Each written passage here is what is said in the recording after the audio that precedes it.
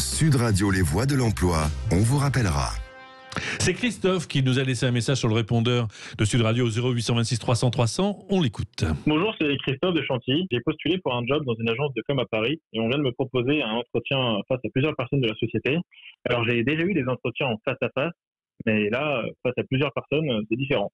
Du coup, comment je dois m'y préparer ? Merci, à bientôt. Eh ben, tout de suite, Christophe, il a un peu les pépettes. Parce que c'est vrai que... Oui, on sent, il y a tellement d'entretiens, ça change, les visios, les jeux, les tests, etc.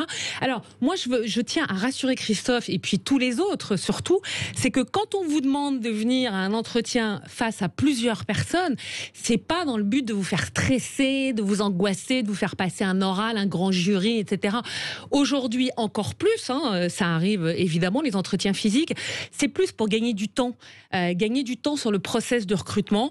Et par exemple, Christophe, qui veut travailler dans la communication, il est probable qu'il va se retrouver face à une ou un DRH, mais aussi une directrice de la communication, voire un directeur marketing. Donc moi, le vrai conseil que je donnerais à Christophe pour préparer ses entretiens, c'est préparer comme un entretien en face à face normal, mais en mieux. Alors pourquoi en mieux ? Je m'explique. C'est que voilà, on se renseigne sur l'entreprise, ça, comme d'habitude, c'est super important, mais on se renseigne sur les personnes qui vont être présentes et on regarde un peu leur parcours, ce qu'elles font dans l'entreprise. Parce qu'en fait, quand on va arriver à l'entretien, il va y avoir 3 personnes en face ou autour et on va poser des questions.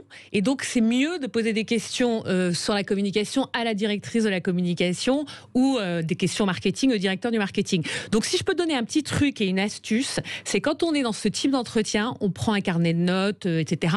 Et on note tout de suite, on essaye de mémoriser en fait la fonction et la personne par rapport à la place qu'elle occupe.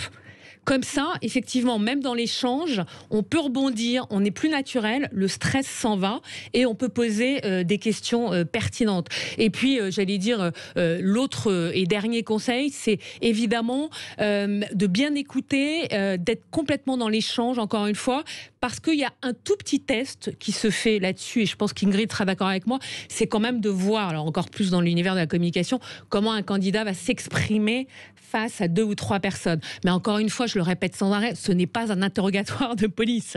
Et puis à la fin, très important aussi, remercier les personnes pour le temps qu'on vous a accordé et ne pas s'adresser en fait à une personne. Le secret, c'est vraiment dès le départ de se dire on balaye du regard. C'est-à-dire qu'une personne vous pose une question, un peu comme je fais là, bon, on est en radio, c'est filmé, mais voilà, on balaye.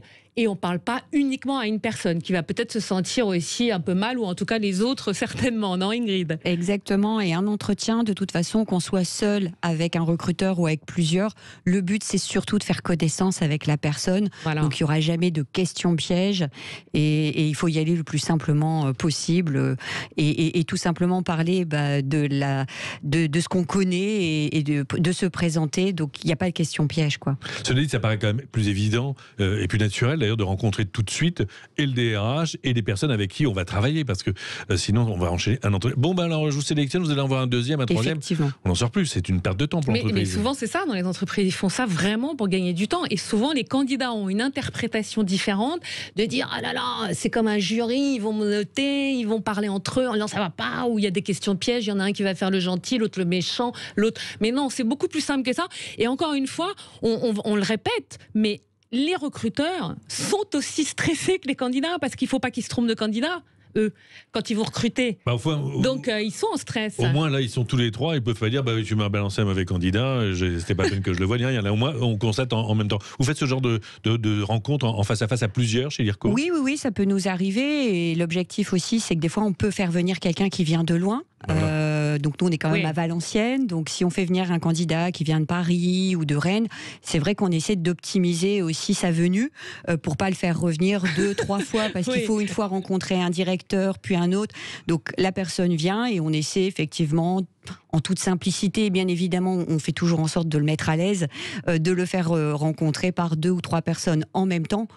la plupart du temps, il est prévenu, le candidat est prévenu, qui va pas, comme ça, il n'est pas pris au dépourvu, et ça lui laisse effectivement le temps de se préparer. Alors, Christophe, je pense que maintenant vous êtes rassuré, vous l'avez vu, il ne va rien vous arriver de pas normal. Oui, en plus, il veut travailler dans la communication. C'est le moment de montrer que vous avez tous les atouts pour ça, et vous aurez en face de vous les bons interlocuteurs, et vous pouvez ainsi défendre votre beefsteak, votre bout de gras, devant les vrais bons interlocuteurs. Voilà, Christophe, vous nous rappelez pour nous dire comment ça s'est passé.